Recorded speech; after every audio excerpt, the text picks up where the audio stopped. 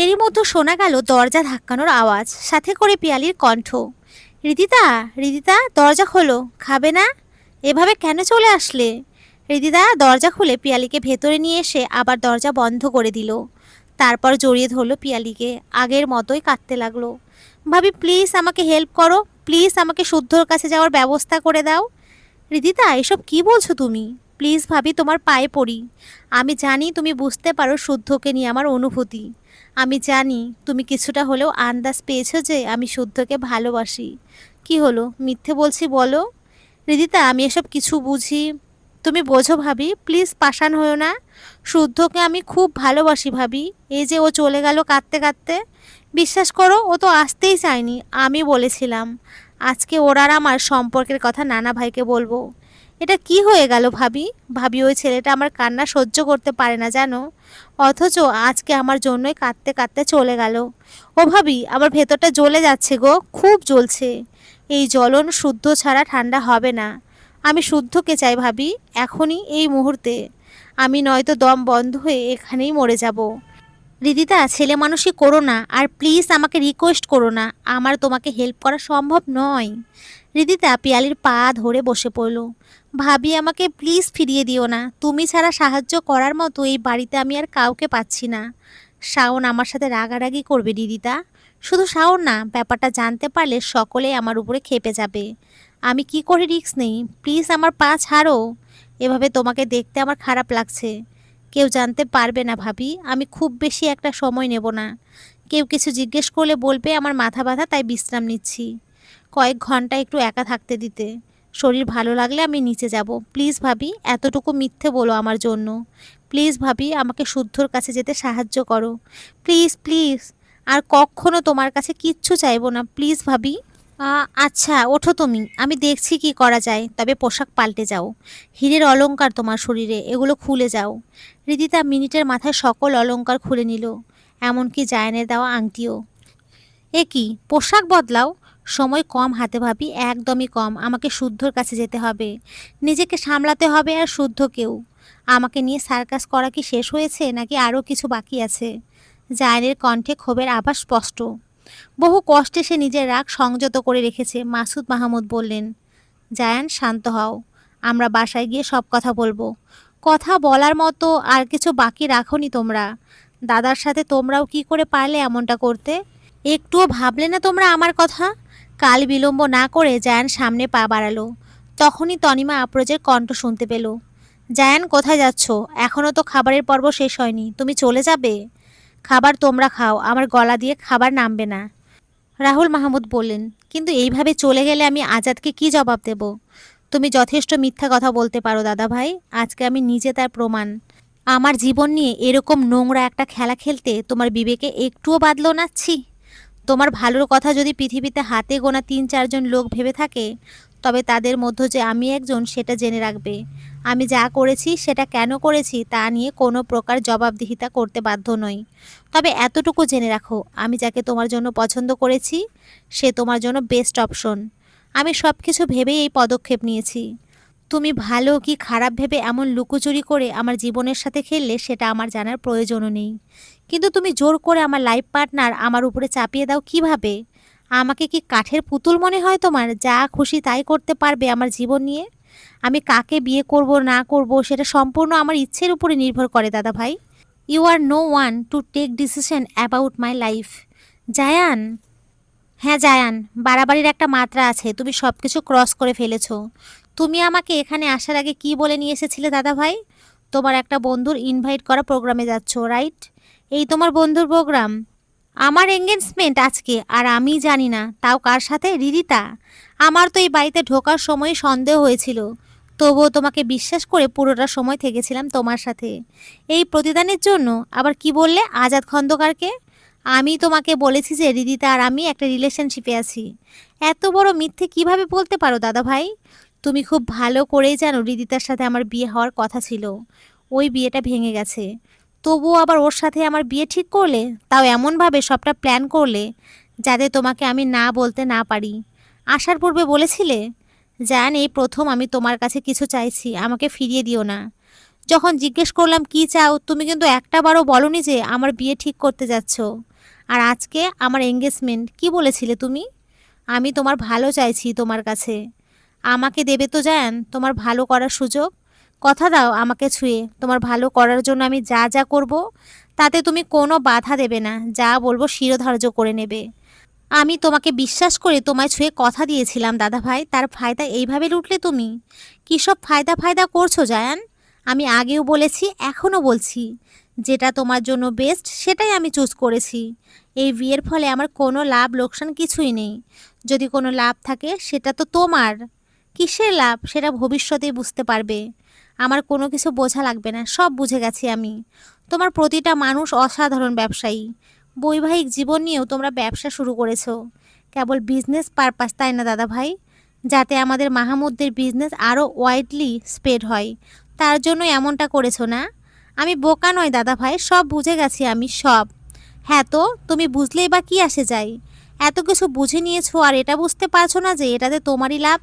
নিজের ভালো তো পাগলেও বোঝে যান। তুমি এত বুদ্ধিমান হয়ে লাভ কি যদি নিজের ভালো মন্দই না বুঝতে পারো? আর এত রাগ কিসের? As far as I know you are not in a relationship, you are not committed to anyone, so what's the problem now? তুমি তো এমনিতেও পরিবারের পছন্দকে বিয়ে করতে, তো সেই পছন্দ যদি রিদিতা হয় তবে এতে সমস্যা কি তোমার? এই মেয়ের কি নেই? কই ওই রাস্তার মেয়ে রুবাইদাকে বিয়ে করার সময় তোমার এত নাক সিটকানো তো ছিল না? তার মানে কি এটাই ধরে নেব না যে তোমার সাথে রিদিতার বিয়েটা আগেরবার তুমিই ভেঙেছো? জায়ান চুপ করে রইল। চুপ থেকো না জায়ান, আমি ধারণা করতে পেরেছিলাম হৃদিতার সাথে বিয়ে ভাঙার পেছনে তুমিই দায়ী। এখন এটা নিয়ে মোটামুটি নিশ্চিত হয়ে গেছি, তো বলো বিয়ে কেন ভাঙলে তুমি? ওই মেয়েটার কিসের কমতি? আমি এতটুকু আশা আমার পরিবারের কাছে রাখতেই পারি যে আমি নিজের কোয়ালিটি অনুযায়ী লাইফ পার্টনার পাবো, পারি না? You mean to say Ridita does not have the equal quality to match with you? Are you innocence Zayan? হ্যাঁ, are you mad or something? রিদিতার ব্যাকগ্রাউন্ড যে তোমার ব্যাকগ্রাউন্ডের থেকে কোনো অংশে কম না, সেটা বুঝতে পারছো তুমি? বুঝতে পারছো আজাদ খন্দকারের একমাত্র নাতনিকে সে ঠিক কী কী দেবে? আর রইল বাকি এক্সটার্নাল বিউটি। জান ওই মেয়ের প্রতি চোখে অবহেলার আস্তরণ পড়েছে তোমার। কেবল একবারই সেই আস্তরণ মুছে ফেলো, এরপর বুঝবে she is beautiful inside and out. আজকে ওই মেয়েকে দেখে চোখের পলক পড়ছিল না কারোর। Can you disagree with this? No, তুমিও জানো কতটা সুন্দরী, এরপরেও যদি তোমার মনে হয় যে না সে তোমার জন্য পারফেক্ট না, তবে আমি বলবো তোমার এই মনে হওয়া না হওয়া দিয়ে আমার কিছুই যায় আসে না। এমনিতেও তুমি আমাকে কথা দিয়েছো যা বলি তাই শুনবে। আশা করি নিজের দাদা ভাইকে ছুঁয়ে দেওয়া কথার তুমি বরখেলাপ করবে না। এখন চুপচাপ এখান থেকে যাও, খাবার শেষ করে সকলের সাথে একসাথে যাবে তুমি। জায়ান উল্টো দিকে হাঁটা দিল। এতে রাহুল মাহমুদ থতমত খেলেন, ছেলেটা তার কথার কোনো দামই দিল না। রাহুল মাহমুদ তারস্বরে বলেন, জায়ান ডোন্ট গো। আমি কি অ্যান্সার দেবো সবাইকে? এত দূর ভেবে নিয়েছো আর এই একটা কথাও ভাবতে পারবে? কিভাবে কথা কাটাবে তুমি জানো। জায়ান চলে গেল সেখান থেকে। গাড়ি ঘুরিয়ে এলোমেলোভাবে চালাতে লাগলো। অসহ্য লাগছে তার, নিজেকে নিজের কাছে খুব দুর্বল মনে হচ্ছে। এভাবে তাকে দিয়ে তার দাদা ছলনা করে রিদিতার সাথে বাগদান করিয়ে নেবে সেটা জায়ানের চিন্তাতেও ছিল না। রাস্তা ঠিক না থাকায় জায়ান নিজেও জানে না সে কোথায় যাচ্ছে। বিনা কারণে অস্থির হয়ে রাস্তার এদিক সেদিকে তাকিয়ে গাড়ি চালিয়ে যাচ্ছে সে। হঠাৎ করে গাড়ি থামিয়ে দিল জায়ান। এরপর আবারও গাড়ি চালিয়ে কয়েক হাত পেছনে চলে গেল। এসব কি দেখছে সে? রিদিতা এখানে এই অবস্থায় এমন পাগলের মতো দৌড়াচ্ছে কেন মেয়েটা, তাও এত রাতে? জায়ান ঋতুতার পিছু পিছু ধীর গতিতে গাড়ি চালিয়ে আসতে লাগলো নীরবে। কিন্তু রিদিতাকে ডাকলো না সে। কিছুক্ষণ বাদে জায়ান দেখতে পেল রিদিতা একটা বিল্ডিংয়ের সামনে গিয়ে দাঁড়িয়েছে। জায়ানের কারণ বুঝতে পারল না, চুপচাপ গাড়িতে বসে রইল কি ঘটছে সেটা দেখবার জন্য। জায়ানকে অবাক করে দিয়ে বিল্ডিংয়ের সামনে দাঁড়িয়ে রিদিতা জোরে জোরে শুদ্ধ বলে চিৎকার করতে লাগলো। আশেপাশের কয়েকজন মানুষও রিদিতার চিৎকার শুনে জড়ো হয়ে গেছে সেখানে ইতিমধ্যেই। এদিকে বিল্ডিং থেকে বের হয়ে এলো কয়েকটা ছেলে। রিদিতাকে একজন জিজ্ঞেস করলো, আপনার কি হয়েছে আপু, চিৎকার করছেন কেন? ভাইয়া শুদ্ধ এখানে থাকে না? শুদ্ধ? আর হ্যাঁ থাকে এখানে, কিন্তু আপনি কে? শুদ্ধকে একটু ডেকে দিন না প্লিজ। শুদ্ধ তো এখন নেই মেসে, আর কোথায় আছে আমি জানি না। আমি তো শুদ্ধ রুমমেট নয়, দাঁড়ান লিমনকে ডেকে দিচ্ছি, ও বলতে পারবে। প্লিজ ভাইয়া একটু তাড়াতাড়ি করুন, আমার হাতে সময় খুবই কম। কিছুক্ষণ বাদে লিমন নামে ছেলেকে নিয়ে আসা হলো। রিদিতা লিমনকেও একই প্রশ্ন করলো। উত্তরে লিমন বলল, আমি শুদ্ধকে প্রায় ঘন্টা 3 আগে দেখেছিলাম ফুল হাতে বেশ পরিপাটি হয়ে কোথায় যেন যাচ্ছে। এরপর কিছুক্ষণ আগে দেখলাম বিধ্বস্ত অবস্থায় রুমে ফিরল। অনেকক্ষণ বাথরুমে ঢুকে বসেছিল, এরপর জানি না কোথায় চলে গিয়েছে। আপনি জানেন কোথায় জিজ্ঞেস করেছিলাম। জায়গার নাম বলেছে, তবে লোকেশন চিনি না। আপনি দয়া করে জায়গাটা বলুন, আমি চলে যাচ্ছি। আপনি লোকেশন চেনেন? না। তবে জায়গাটা কত দূর সেটা কিন্তু আমিও জানি না। আপনি এই অবস্থায় এত রাতে কোথায় না কোথায় খুঁজবেন তাকে।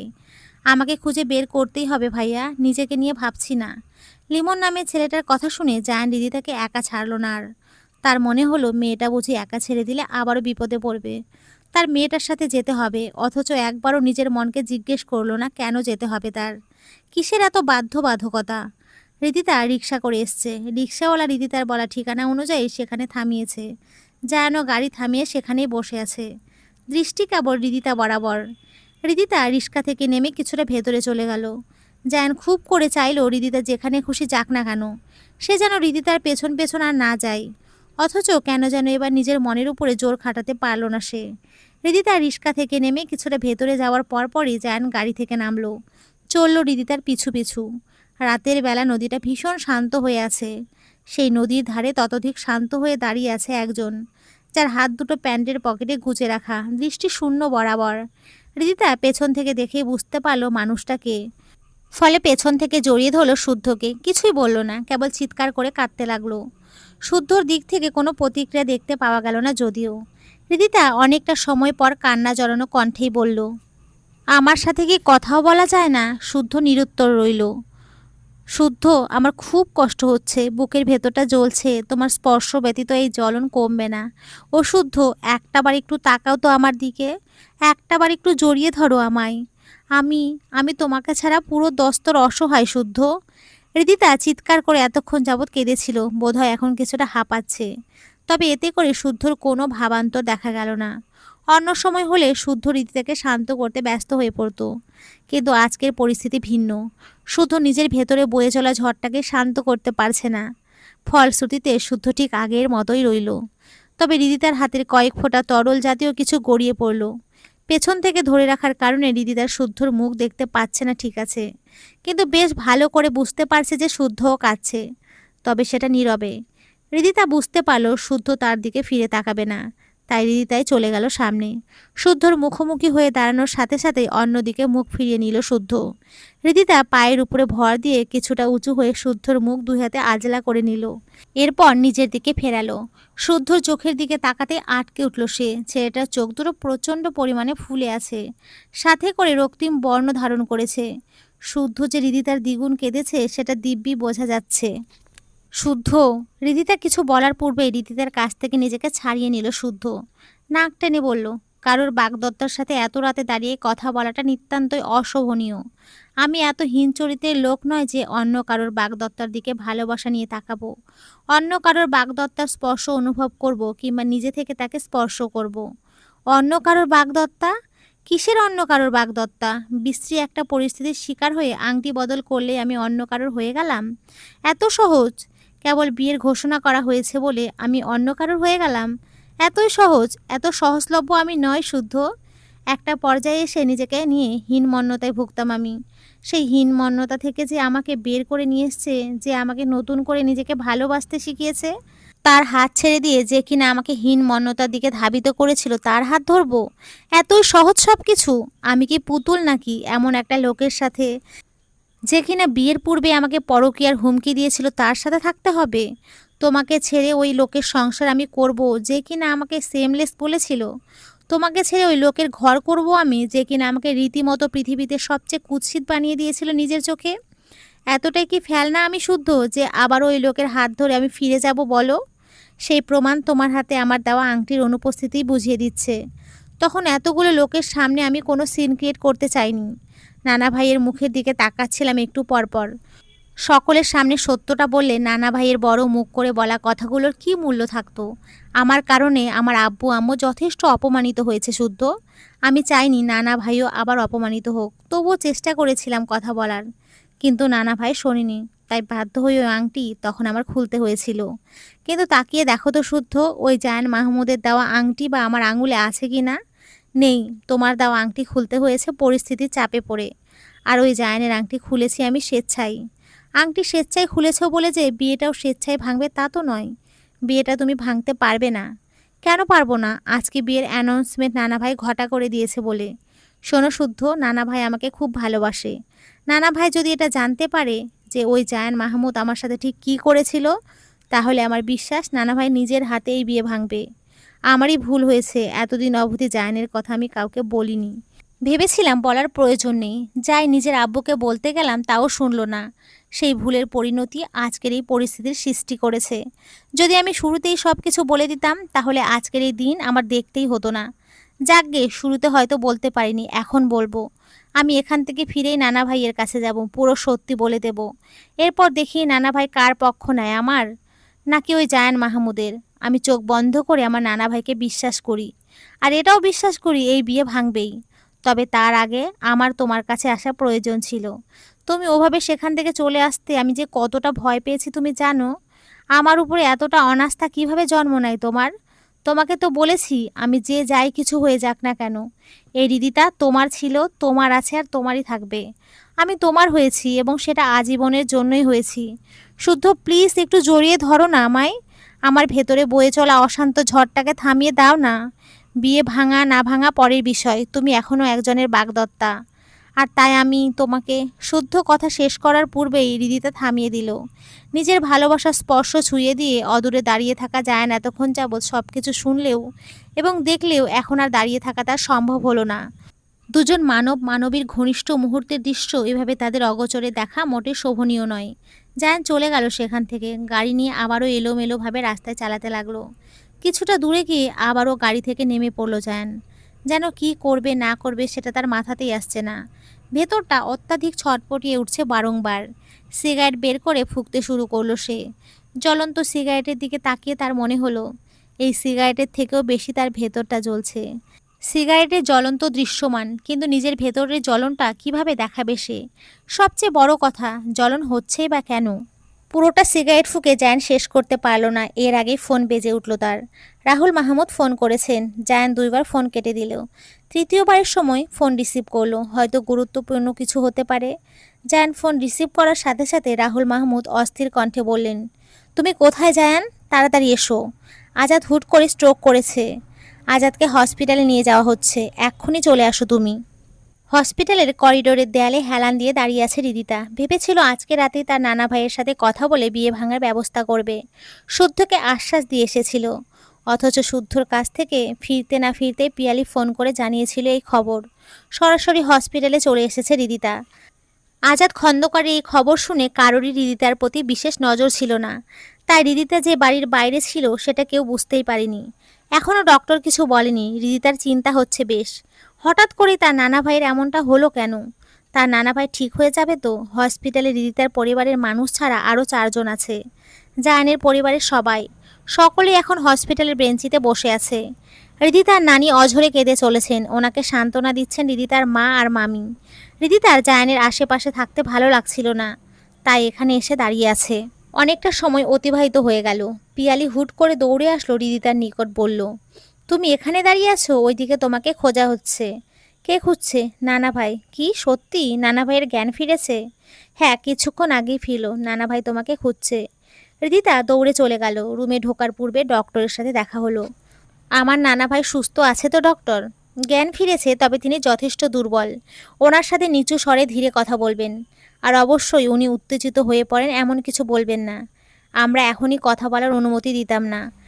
ওনার জ্ঞান ফিরেছে, খুব একটা বেশি সময় হয়নি। তবুও পেশেন্ট নিজে থেকে আপনাকে খুঁজছেন, তাই আমাদের আপনাকে অ্যালাউ করতেই হলো। Thank you doctor. হৃদিতা রুমে ঢুকে দেখলো আজাদ খন্দকার চোখ বন্ধ করে আছেন। হৃদিতা ওনার পাশে গিয়ে বসলো বিছানায়। ওনার হাত নিজের হাতে নিল। তখনই চোখ খুলে তাকালেন আজাদ খন্দকার। হৃদিতা খুব কোমল কণ্ঠে বলল, কেমন লাগছে নানা ভাই? আজাদ খন্দকার একেবারে স্তিমিত কণ্ঠে বললেন, বেঁচে গিয়েছি এবারে যাত্রায়। বয়স তো হয়েছে, যে কোনো সময় চলেও যেতে পারি হয়তো। নানা ভাই এভাবে বলো না। আমি কেবল তোমার ভালোবাসা পেতে শুরু করেছি। এত কম ভালোবাসায় তো আমার পোষাবে না। আরও অনেক অনেক ভালোবাসা চাই আমার। অনেক বছর ধরে তোমার ভালোবাসা চাই। হায়াত মৌত তো আর আমার হাতে না রে। তবে তোর ভালো আমি দেখে যেতে চাই। কয়দিন আর এই পৃথিবীতে আছি আমি জানি না, কিন্তু আমার রিদির একটা সুন্দর গন্তব্যের সাক্ষী হতে চাই আমি। জায়ানকে একটু ডেকে দিবি? কেন? আরে যা না, যা জায়ানকে ডেকে নিয়ে আয়। ঠিক আছে, আমি গিয়ে ওনাকে পাঠাচ্ছি। তুই যাবি কেন রে? তোকে বললাম জায়ানকে নিয়ে একসাথে আসতে। রীতি তার ভালো লাগছে না, তবুও তার নানা ভাইয়ের এখন যা অবস্থা তাতে কথা না শুনে উপায় নেই। রুম থেকে বের হয়ে জায়ানের দিকে চোখে চোখ না রেখে রিদিতা কেবল দায়সারভাবে বলল, আপনাকে নানা ভাই ডাকছে। কথাটা বলেই আর এক মুহূর্তও দেরি করলো না রিদিতা।